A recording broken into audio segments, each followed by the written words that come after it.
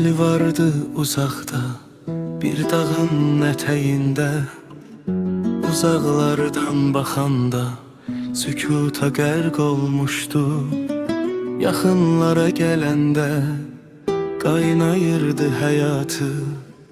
O bir nəğmə kimiydi, bəlkə də bir bayatı.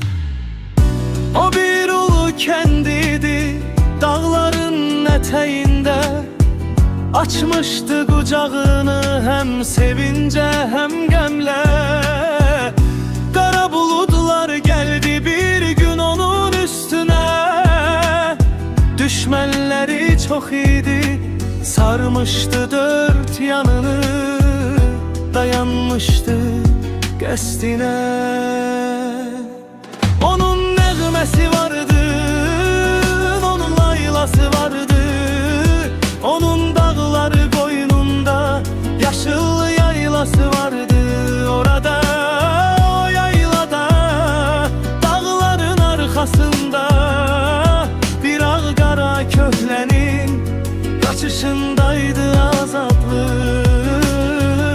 Yapıncısı çiynində, özünü yaşlı gösteren, bütün çoban köpeklerini düşmene dişli gösteren genç bir oğlanın bakışındaydı azadlık. Sonsuz enginliklerdeki kartalların alaçıklar üzerindeki